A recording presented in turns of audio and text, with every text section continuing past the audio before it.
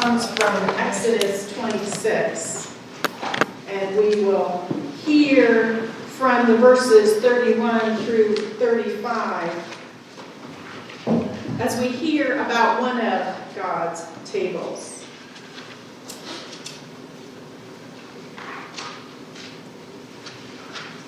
Make a curtain of blue, purple, and scarlet yarn, and finely twisted linen, with cherubim woven into it by a skilled worker.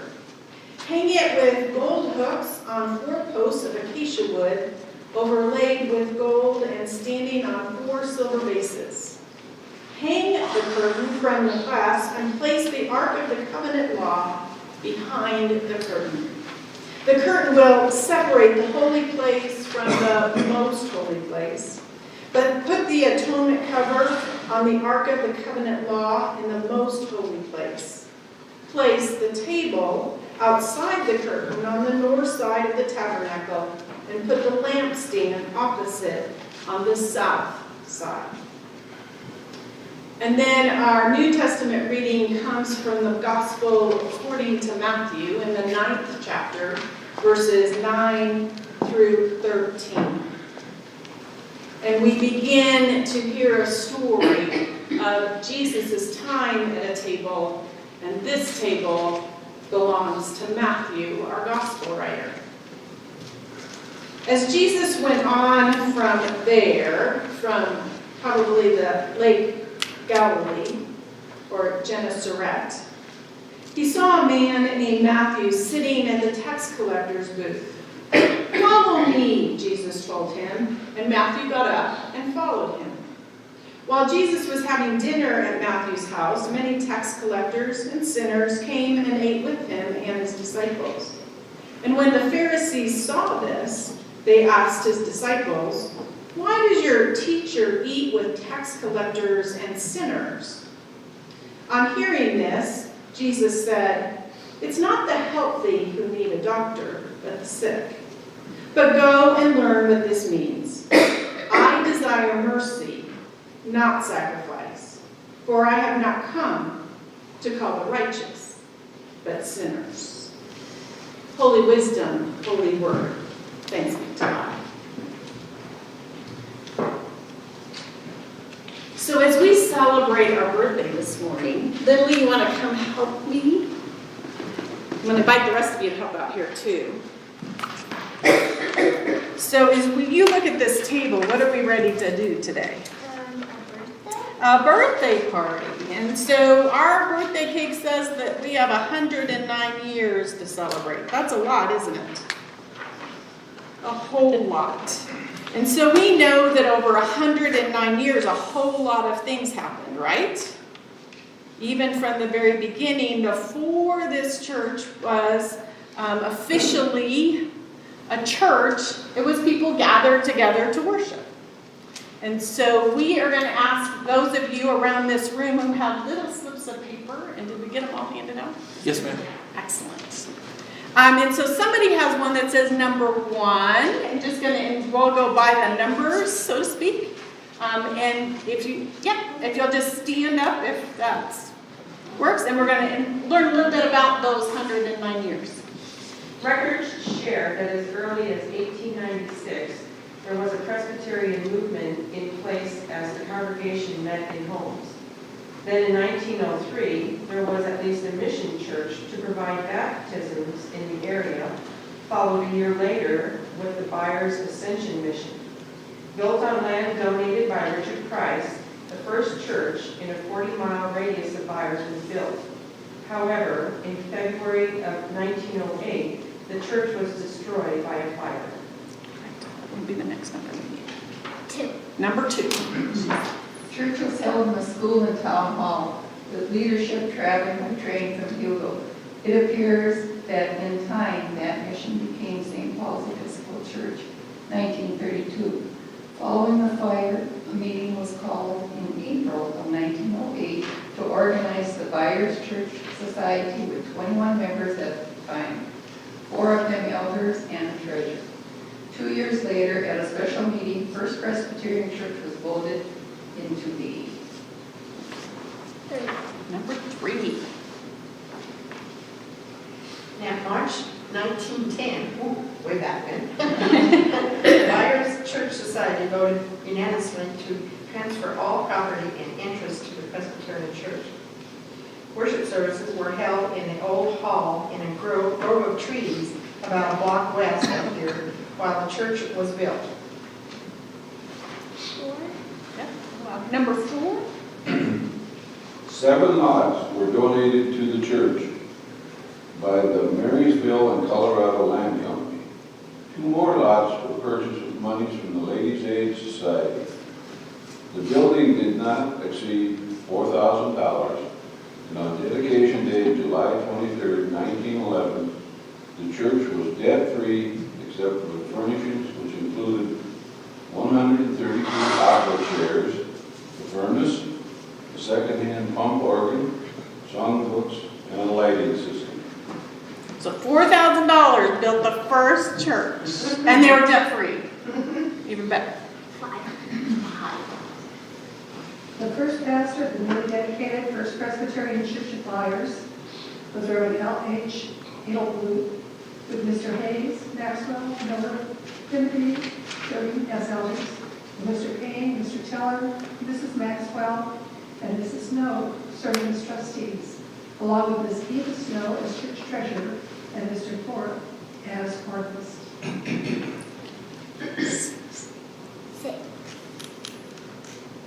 We have 6. Number 6. Oh. The boss says number 6. There on that dedication day stood the newest members, including 11-year-old Sarah Payne, baptized that afternoon. Reverend Stone, representative from the Home Missions Committee of Denver Presbytery, and pastor of North Presbyterian Church in Denver, Reverend Powell, the pastor evangelist of the Presbytery, and Reverend Beavis, credited for helping in the organization of the church, had been recently installed as pastor of the church in Arvada. Were all present for the events.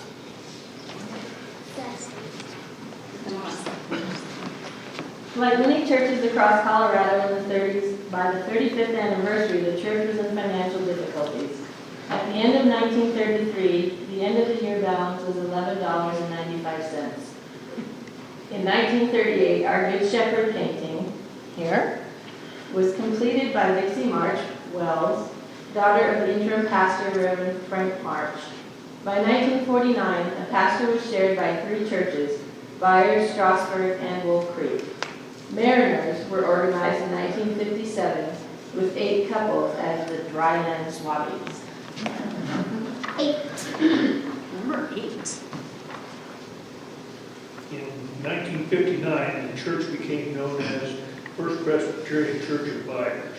At the 50th anniversary, membership was reported at 91, with the pastor then serving both BYERS and Strasburg. 9. The building itself has undergone several changes, but the new has simply enveloped the original church through generations. One example is the original doors to enter the church were where we now enter the sanctuary. Entry and west section were added on to the original later, enfolding the original First Presbyterian Church of BYERS. 10. The church tower was removed and a cross placed on the top of the church until the wind, the infamous wind of Colorado Plains, knocked the cross off. The dormer was then placed on the old tower, and the cross was replaced on it as it stands today. In 1972, the name changed to the current BYERS Community Church. And while the 65th anniversary in 1975 found some more financial difficulties, they hung in there. While some of you here today have connections with the generations who built this church, others have connections and generations in more recent years, have continued to serve faithfully. And still others of us are part of the most recent history. Every one of us, no matter how long we have been a part of this congregation, are connected by the heritage of faith. The faith that has been a part of BYERS Community Church story is our story, no matter how long we have been a part of this community of faith. And so together we get to wish a happy 109th birthday today. So happy birthday, BYERS Community Church. Thanks all of you for your help.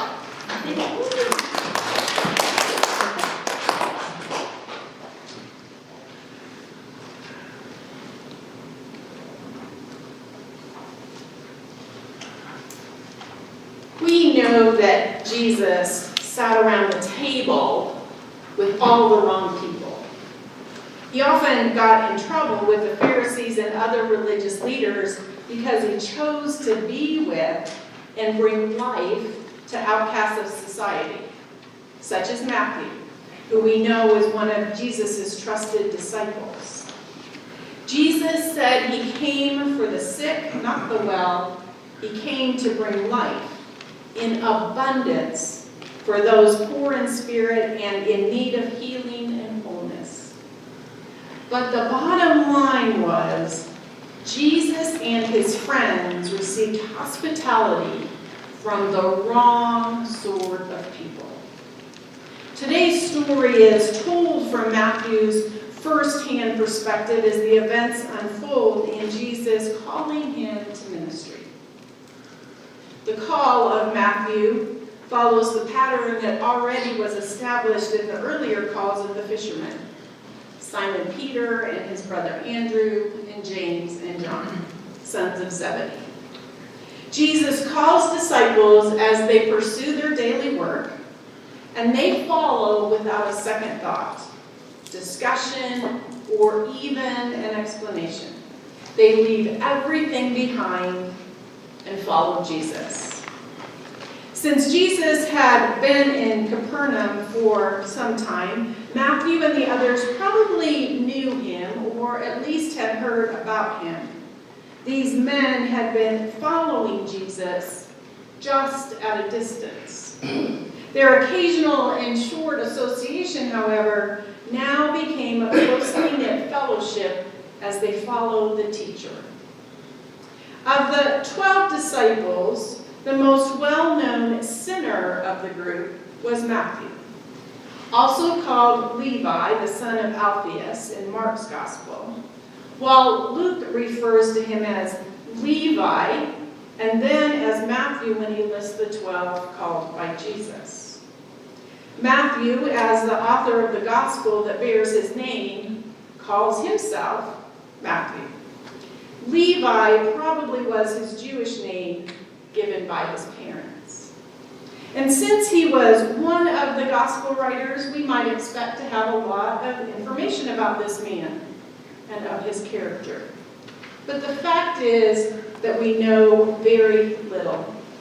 The only thing we know for sure is that he was a humble, modest man who kept himself almost completely in the background throughout his lengthy account of Jesus' life and ministry. In his entire gospel, he mentions his name only 2 times. Here, where he records his call to follow Jesus, and in the list of the 12 disciples. Matthew was a tax collector for the Romans under Herod Antipas, ruler of Galilee, when Jesus called him.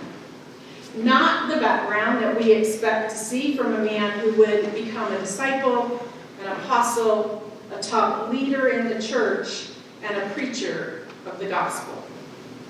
After all, tax collectors were the most despised people in Israel. They were hated by all of Jewish society, even more so than Roman soldiers. Tax collectors were men who had bought tax franchises from the Roman emperor and then extorted money from the people to feed the Roman coffers and to pad their own pockets. Most were despicable, vile, unprincipled scoundrels. While they collected legitimately for the government, there was an unspoken agreement with the Romans that they could assess whatever other fees and additional taxes that they wanted. And they were allowed to keep a percentage for themselves. There were two different kinds of tax collectors. The first were general tax collectors, collecting property tax, income tax, and the poll tax. The second collected a duty on imports and exports, goods for domestic trade, and virtually anything that was moved by road. They set the tolls on the roads and the bridges. They taxed beasts of burden and the axles on transport wagons. And they charged a tariff on parcels, letters, and whatever else they could find to tax. Matthew was evidently one of the second kind of tax collectors because he manned a tax booth alongside the road collecting tolls. Jesus found him at his toll booth, possibly on the major road that went west from Damascus, through Capernaum to the Mediterranean coast, and then south to Egypt. Tax collectors could not serve as witnesses or as judges in the courts, and were even expelled from the synagogue. In the eyes of the Jewish community, their disgrace extended to their families as well. For a Jewish man like Matthew to be a tax collector was even worse. His occupation made him a traitor to his own people. He had effectively cut himself off not only from his own people, but also from God. He would have been a religious outcast, banned from entering the synagogue, forbidden to sacrifice and worship in the temple. Matthew was not considered a good person to be associated with. Next, we find Matthew sitting in his tax booth in Capernaum, and out of nowhere, surprise, Jesus walks by and says, "Follow me." So Matthew gets up out of his chair and follows Jesus. When Matthew follows Jesus, there is no secret about it. He follows and then he celebrates. Just as Philip and Andrew did when they were chosen to be part of the 12, Matthew's first impulse after following Jesus was to bring his closest friends and introduce them to the one who had asked them to follow. Matthew was so thrilled to have found the Messiah that he wanted to introduce Jesus to everyone he knew. So he held a party in Jesus' honor and invited them all to join him for a meal at the table. Matthew invited a large number of his fellow tax collectors and various other social outcasts to meet Jesus. Luke's gospel says that this was actually an enormous banquet that Matthew held at his own house in Jesus' honor. Jesus is a guest in a man's home who symbolizes the Roman occupation because he collects their taxes. He is a turncoat who works for the oppressor and the prophets. Surely a good man, a godly man, would stay far away from him and his friends. Jesus appears to have not cared about the company he kept. He apparently never turns down an invitation to a good party because the joy of food and table fellowship are worth it. While Jesus was having dinner at Matthew's house, many tax collectors and sinners, persons careless about ceremonial laws, were eating with him and his disciples, we are told. Why did Matthew invite tax collector friends and other lowlifes to his table for this celebration? Because they were the only kind of people Matthew knew. He didn't know any of the social elite well enough to invite them to his house, let alone to a party. Matthew's only friends were the riffraff of society. They were the only ones he knew to invite to his house to meet Jesus. Jesus and the other disciples, according to Matthew's own account, gladly accepted the invitation and came to the table and ate with such people. Eating with tax collectors and sinners whose lives did not conform to the rules and the values of society is important for the sake of the individuals involved, but at the same time represents a symbolic action against the dominant social norms. By dining with those who would ordinarily be excluded, Jesus disrupts the social norms of everyday life and challenges the social, the political, economic, and religious assumptions. The hospitality, inclusion, and intimacy expressed by sharing a meal at the table in Matthew's house is what is most important. By sharing the table and food with the unclean, the marginal, and outcast, Jesus reclaimed and renewed Matthew and his friends for God's mercy. The fundamental expression of Christ-like discipleship is making space at the table for people like these, for all people, no matter what they look like, act like, or what work they do. Of course, the people of the religious establishment were outraged and scandalized at all of this, and they wasted no time voicing their criticism to the disciples. Luke, Matthew, and Mark all tell us what happened next. When the religious leaders got word of this, saw who Jesus was dining with, who the people were around the table, they voiced their concern. To the disciples, they asked or demanded, "Why does your teacher Jesus eat with tax collectors and sinners?" Probably outside Matthew's house, the religious leaders are challenging the disciples, demanding why those people were invited to come to the table and eat with Jesus. Jesus, not the disciples, gives them their answer. It is not the healthy who need a doctor, but the sick. But go and learn what this means. I desire mercy, not sacrifice. For I have not come to call the righteous, but sinners. These were religious leaders, some who were no doubt godly, but most of them who came into conflict with Jesus were hypocritical, envious, and rigid. Most importantly, the Pharisees believed God's grace only extended to those who kept God's law. This gathering at Matthew's table was definitely not following God's law in their book. What irritated them was not Jesus' ministry or even his miracles. None of them could honestly question Jesus' powers as Messiah. They could have lived with the fact that he could walk on water or that he could provide food to feed thousands of people. What they could not tolerate was being called sinners. They would not acknowledge themselves as anything but righteous, outstanding, do-nothing-wrong leaders. They were too smugly self-righteous. So when Jesus came preaching repentance and saying they were sinners, people needing forgiveness and cleansing, they could not and would not tolerate that.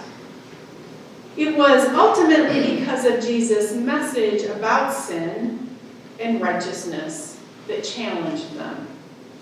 So in choosing the men Jesus did as his 12 closest disciples, including Matthew, he selected men who were not reluctant to acknowledge their own sinfulness.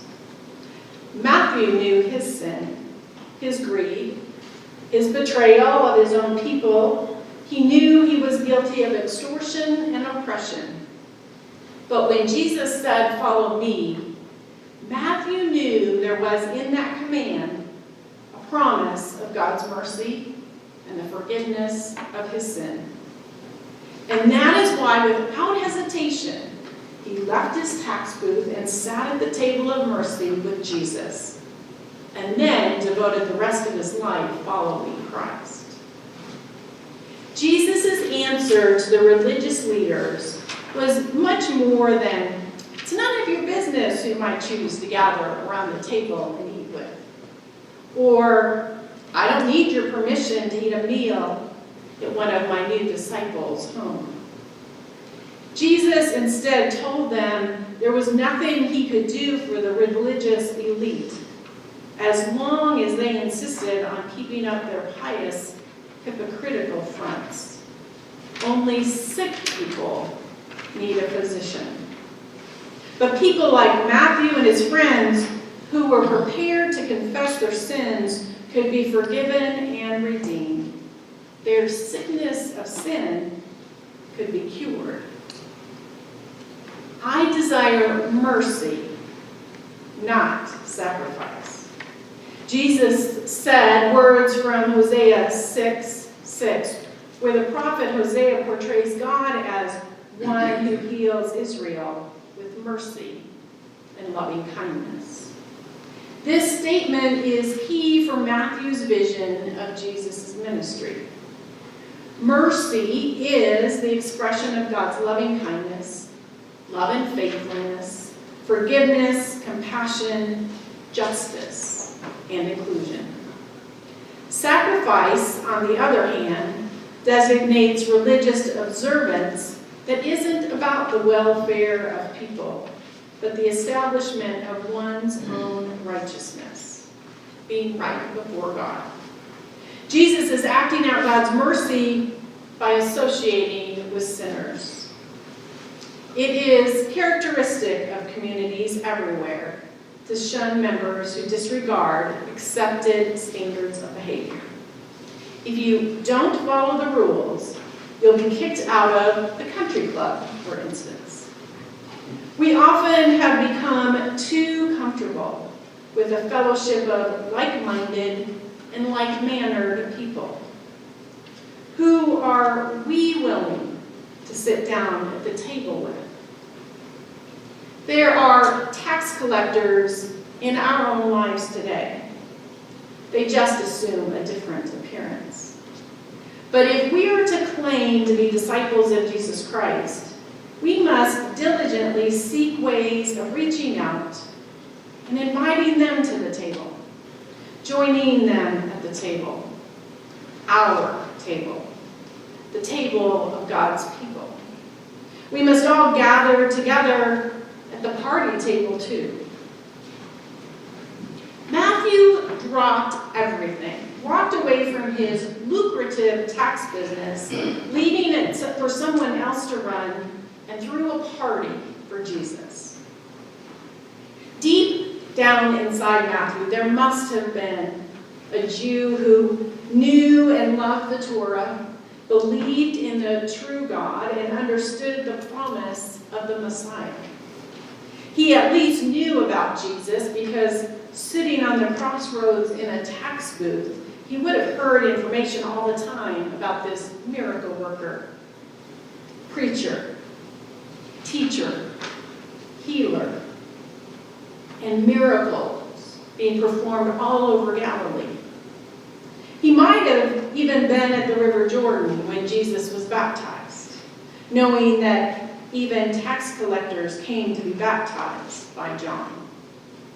So when Jesus showed up and called him to follow, this despised, outcast tax collector had enough faith to drop everything and follow. His faith is clear not only in how quickly he responds, but also in the fact that once he said yes to Jesus, he held a banquet in his home to honor Jesus. Interesting to note that 3 tax collectors are specifically mentioned in the Gospels, and each one of the 3 found forgiveness, and 2 of them sat at a table with Jesus. We will meet the second one in a couple weeks. Luke also says that all the tax collectors and sinners drew near to Jesus to hear him. Matthew definitely did. One of the few things that we know about him. He knew the scriptures. He believed in God. He looked for the Messiah. He dropped everything immediately when Jesus asked him to follow. And in the joy of his newfound relationship, he welcomed the outcasts of his world, invited them to his table, and introduced them to Jesus. He also was a man of quiet humility who loved the outcasts and gave no place to religious hypocrisy. A man of great faith and complete surrender to the lordship of Christ.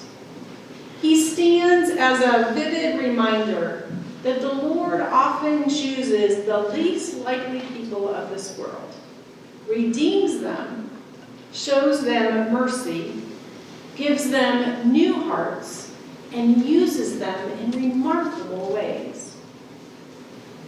Jesus intentionally forms his inner circle of disciples as a diverse group drawn from across the spectrum of first century Jewish life. He calls these disciples not because they are religious or from good families, nor because they hold the same opinions he does, or have already committed themselves to doing good, or even because they have shown any particular interest in his teachings and healing. Jesus calls Matthew and the others as disciples who together represent the restorative, reconciling, and righteous reign of God. Together as one body, not merely a collection of individuals, this group demonstrates God's inclusive mercy. Jesus sat around the table with what the religious leaders thought were all the wrong people. He got in trouble because he chose to be with and bring life to those who had been excluded. Jesus said he came for the sick, not the well. And he came to bring life in abundance for those poor in spirit and in need of healing. The bottom line was, Jesus and his disciples received hospitality from the people. Sinners like you and I, who needed his ministry of invitation most. What does Jesus' practice of including everyone at the table say to us in our lives, in the life of this congregation? To eat with others is a sign of inclusion and friendship. Relationships are built around the table. Imagine the many times over 109 years in ministry that has been spent around the table. The decisions made, the friendships built, the families nurtured, the relationship between people and with God that have been created. Think about how many times this community of faith has come to God's table and shared the Lord's Supper, remembering the mercy, the forgiveness of sin, the cup, and bread broken again and again. We celebrate with a party, just like Matthew, welcoming anyone and everyone to come to the table and receive God's mercy, loving kindness for all, no matter who you might be. May it always be so.